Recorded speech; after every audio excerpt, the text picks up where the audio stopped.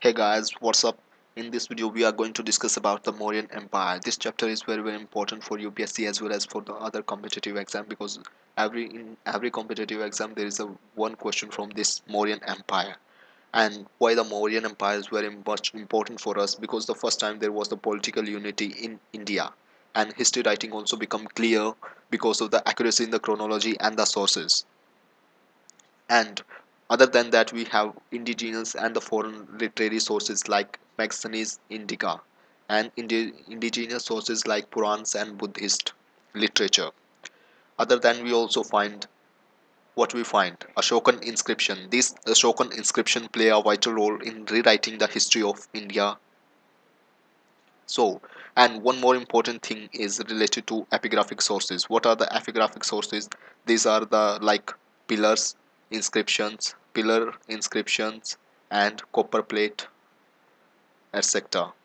These are the epigraphical sources, means the archaeological sources. So you can compare epigraphical records with archaeological records. Now, what are the literary sources related to Mauryas? First and most important is Kautilya's Arthasastra. Now there is a question can be asked in which language Kautilya Arthasastra has been written. It is written in the Sanskrit, and Kautilya is also called Indian Machiavelli. The manuscript of Arthasastra was first time discovered by the R. Shama Sastri in 1904. So from here a question can be asked who first time discovered the manuscript of the Arthasastra. It was the R. Shama Sastri in 1904, and Arthasastra contain, I have explained it here, that Arthasastra there was 15 books related to Arthasastra which have 180 chapters. This is chapter. There are 180 chapter and it is divided into three part. First is related to the king, his council and the department of the government. Like it's like the constitution of present day India, in which it is defined that who will be the president, who will be the prime minister, and what is the procedure, how many departments in the government. That is defined properly in the constitution. That's why we can compare the first part related to the king administration, in which deal with the king, his council, and the department of the government.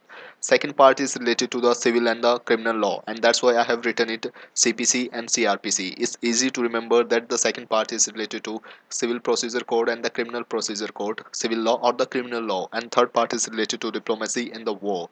And the most famous quote, there is a most famous quote which has been taken from here, is that in the international politics there are neither permanent friends nor the permanent enemies but the permanent interest. That has been taken from here. Now we are coming to the second source is Visakadatta Mudra Rakshasa. This is written during the Gupta period, so you should keep remember that this is written during the Gupta period, not during the Mauryas. And and the time period of Gupta is from 300 to 500 approximate AD.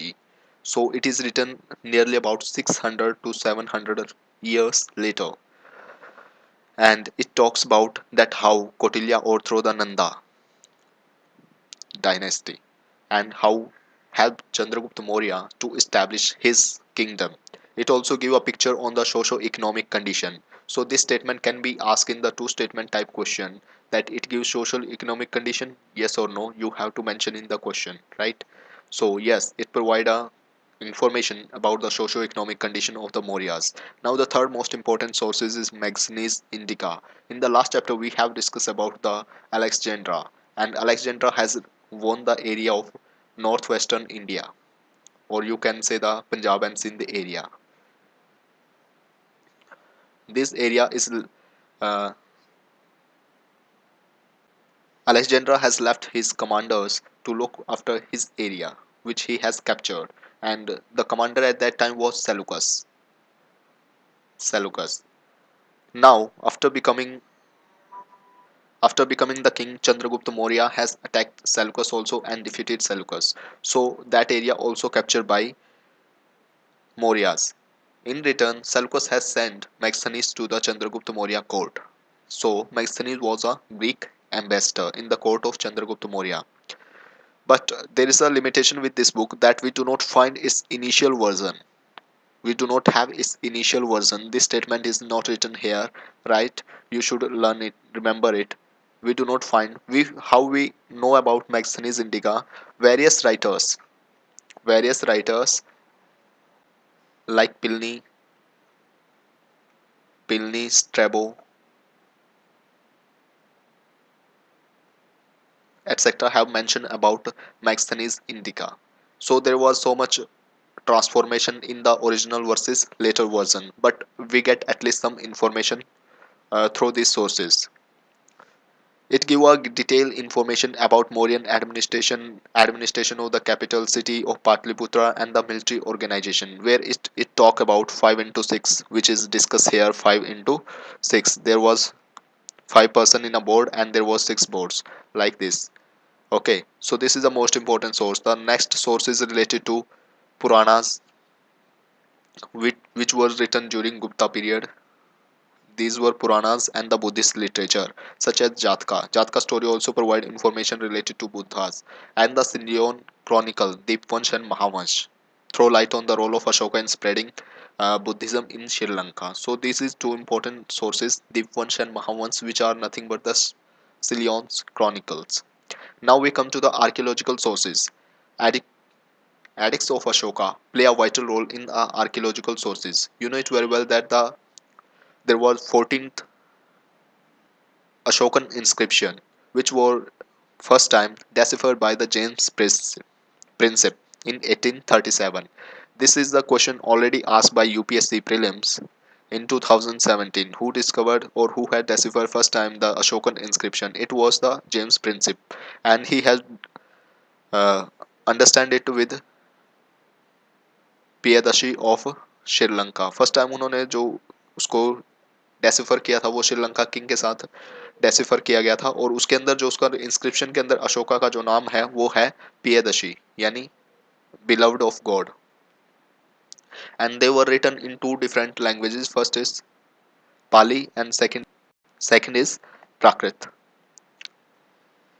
and two different type of the script is used in the Ashokan inscription. First is Brahmi and second is Khrosti. Khrosti is in the northwestern India, especially in the Pakistan region, because there is a contact between the Iran, and Brahmi is used in the other part of India where Pali and Prakrit is used. Pali and Prakrit is used by the common man, that's why they used the local language. And in the last chapter, in the last video also, I have discussed that how Achaemenian Empire has impact on the Ashokan pillars and the Ashokan Mauryan art. In the seventh pillar, in the seventh Ashokan edict, he has explained about the promotion of the Dham, where he has promoted the official for the promotion of the Dham, and the official were Purush, Yukt, Rajuk, and Pradeshik. Purush, Yukt, Rajuk, and Pradeshik. And in the 13th Rock and Edict, he has talked about the war with Klinga, in which he had said that in this war, 1.5 lakh people get died. So this is information we come to know about the 13th rock pillar, rock edict. And how we can remember it? We can remember it adding 13 before war with Kalinga. So there was 13 war was fought between. If you remember with this mnemonics, you will be easily able to remember uh, which rock edict is related to Kalinga, and this can be asked directly. Now there were minor pillar rock edict also, and these were spreading all over the Indian subcontinent from southern India to northwestern India. So here our sources get completed.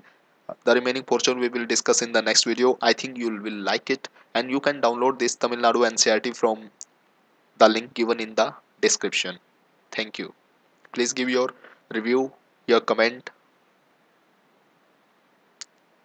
Thank you.